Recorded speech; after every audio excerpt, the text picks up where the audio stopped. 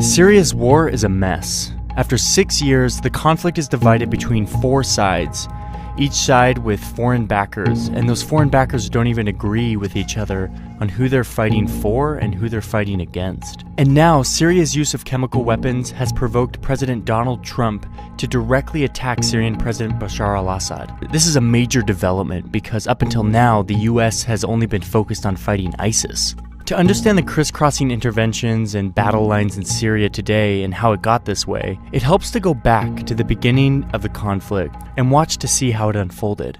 The first shots in the war were fired in March 2011 by Syrian dictator Bashar al-Assad against peaceful Arab Spring demonstrators.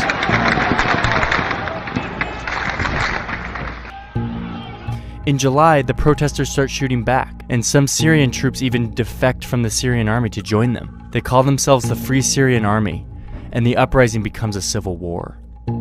Extremists from around the region and the world start traveling to Syria to join the rebels. Now, Assad actually encourages this by releasing jihadist prisoners to tinge the rebellion with extremism and make it harder for foreign backers to support them. In January 2012, Al-Qaeda forms a new branch in Syria, Jabhat al-Nusra.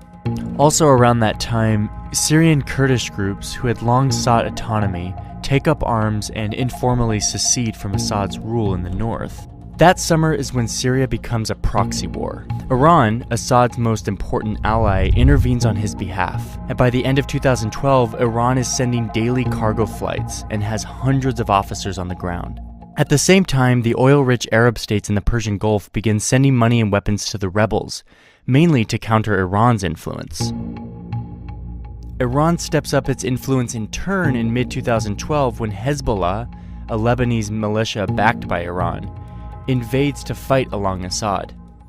In turn, the Gulf states respond, Saudi Arabia really stepping up this time to send more money and weapons to the rebels, this time through Jordan, who also opposes Assad. By 2013, the Middle East is divided between mostly Sunni powers generally supporting the rebels and Shias generally supporting Assad.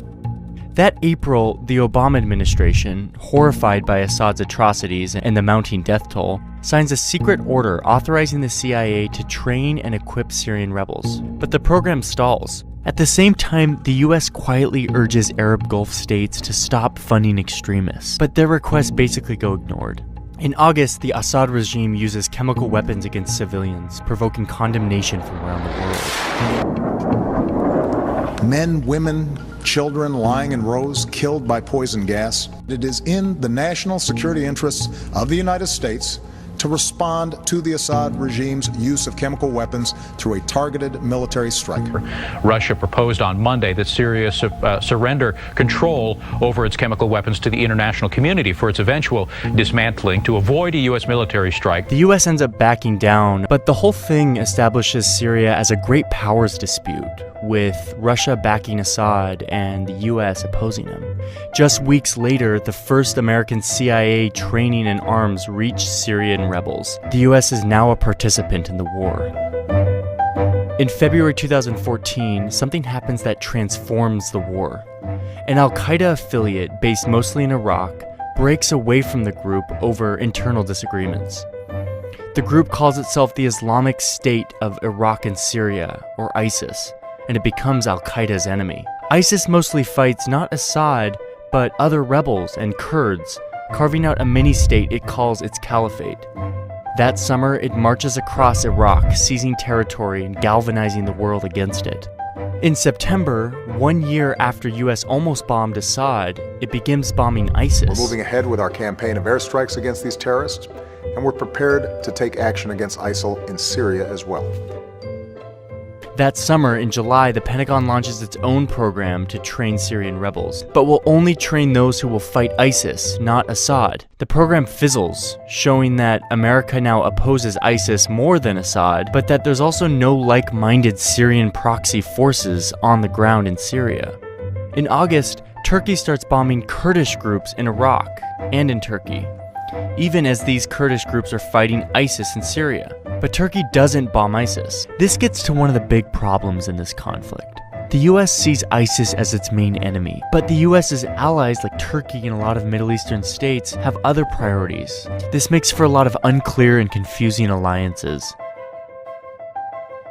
The next month, in September, Russia intervenes on behalf of Assad, sending a few dozen military aircraft to a long-held Russian base in the country. Russia says it's there to bomb ISIS, but in fact only ends up bombing anti-Assad rebels, including some backed by the US. The next year, Donald Trump wins the White House, vowing to stay out of Syria and signaling that Assad should be able to stay in power. At the end of 2016, Assad, helped by Russian air power and Iranian-sponsored militias, retakes the Syrian city of Aleppo, knocking the rebels out of their last remaining urban stronghold.